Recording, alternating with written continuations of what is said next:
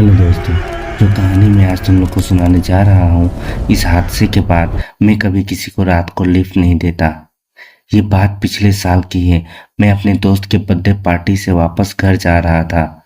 रात के लगभग 1 बज रहे थे। सड़क एकदम खाली थी, ठंडी हवा चल रही थी और आसपास सिर्फ जंगल वाला एरिया।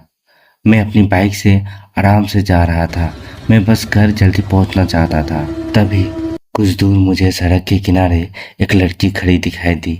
सफ़ेद सूट, खुले बाल और हाथ से लिफ्ट मांग रही थी। पहले तो मैंने इग्नोर किया, लेकिन जैसे ही उसके पास से निकला, पता नहीं क्यों मुझे बुरा फील हुआ। रात के टाइम अकेले जंगल के पास एक लड़की खड़ी थी। मैंने बाइक रोकी। फिर मैंने बाइक मोड़कर उसके पास पहुंचा और पूछा, क्या हुआ? वो धीरे से बोली, भैया आगे बस स्टैंड तक छोड़ दोगे क्या? बहुत देर से यहाँ खड़ी हूँ। उसकी आवाज़ नॉर्मल थी, बिल्कुल एक आम लड़की की तरह। मैंने कहा, ठीक है, बैठ जाओ। वो चुपचाप बाइक के पीछे बैठ गई। पता नहीं क्यों, लेकिन जैसे ही वो बैठी, मुझे अचानक ठंड महसूस हुआ, जैसे टेम्परेचर एकदम गिर गया हो। मैंने सोचा हवा की वजह से होगा शायद। हम दोनों चुपचाप बाइक से चलने लगे। करीब 5 मिनट बाद मैंने उससे पूछा, कहाँ जाना है तुम्हें? लेकिन पीछे से कोई जवाब नहीं आया। मैंने दोबारा पूछा, सुन रही हो? फिर भी वो चुप थी। मुझे लगा शायद हवा की वजह से उसे मेरी बात सुनाई नहीं दी होगी। तभी अचानक मुझे फील हुआ, उसका हाथ धीरे से मेरे कंधे पर आया। उसका हाथ बर्फ की तरह एकदम ठंडा था। मेरी बॉडी में अजीब सी ससराहट दौड़ गई। फिर उसने धीरे से कहा, तेज मत चलाओ। उसकी आवाज़ अब पहले से अलग थी, बहुत धीमी और अजीब। मैंने बाइक धीरे कर दी। अब मुझे हल्का हल्का डर लगने लगा था। कुछ दूर आगे जाने के बाद मैंने साइड मिरर में उसका चेहरा देखने की कोशिश की, और जो मैंने देखा उसके बाद मेरी सांसें रुक गई। उसके बाल हवा में उड़ रहे थे, लेकिन उसका चेहरा बिल्कुल सफ़ेद और उसकी आंखें पूरी काली थी। मैंने तुरंत मिरर को साइड हटा दिया। मेरा दिल तेजी से धड़कने लगा और ऐसा लग रहा था मानो मैं बाइक से ही गिर जाऊंगा। मैं हिम्मत करके बोला, तुम ठीक हो ना? वो धीरे से हंसी और बोली, तुम डर गए क्या? अब मुझे पक्का लगने लगा था कि कुछ गलत है। मैं बाइक रोकने वाला था, तभी उसने अचानक मेरे कंधे को जोर से पकड़ लिया। उसकी पकड़ इंसानों जैसी नहीं थी, बहुत ज़्यादा ठंडी और बहुत सख्त। वो धीरे से मेरे कान के पास बोली, बाइक मत रोकना। मेरे हाथ कांपने लगे। मैं बिना कुछ बोले बाइक चलाता रहा। तभी मुझे एक बात याद आई। मेरे दादाजी एक बात बोलते थे, अगर रात में कभी कोई अजीब इंसान लिफ्ट मांगे तो उसका पैर जरूर देखना। मैं धीरे से मिरर को नीचे किया और उसके पैर देखने की कोशिश की। भाई, उसके पैर ही उल्टे थे।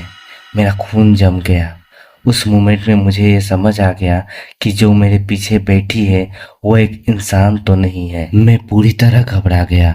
मैं बाइक और तेज चलाने लगा। तभी पीछे से वो जोर जोर से हंसने लगी। उसकी हंसी नॉर्मल नहीं थी, जैसे बहुत सारे लोग एक साथ हंस रहे हो। डर के मारे मेरे आंखों में आंसू आ गए।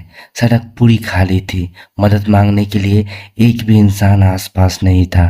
तभी अचानक बाइक अपने आप बंद हो गई। बीच सड़क पर इंजन डेड, हेडलाइट भी ब्लिंक करने लगी। मैं बार बार बाइक को सेल्फ से स्टार्ट कर रहा था, लेकिन बाइक स्टार्ट ही नहीं हो रही थी और पीछे से वो धीरे धीरे उतरने लगी। मुझे उसके पैरों की आवाज़ साफ सुनाई दे रही थी, जैसे कोई गीले पैर से मिट्टी पर चल रहा हो। मैं डर के मारे पीछे भी नहीं मुड़ पा रहा था।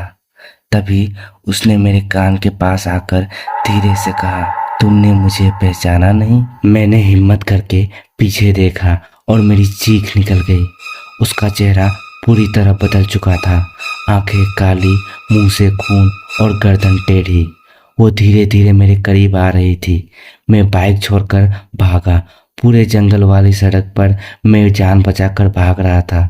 पीछे से उसकी हंसी और चलने की आवाज़ ही सुनाई दे रही थी।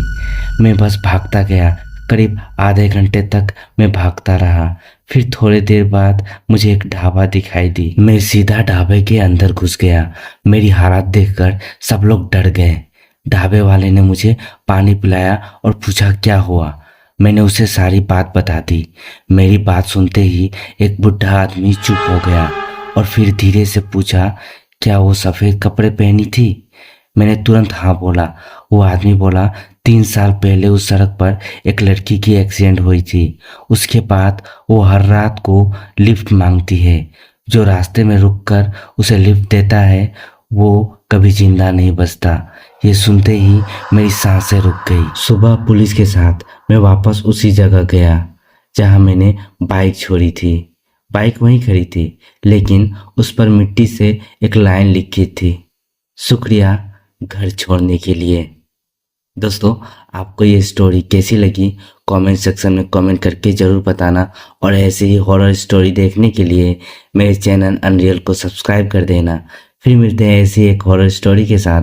तब तक आप अपना ख्याल रखें।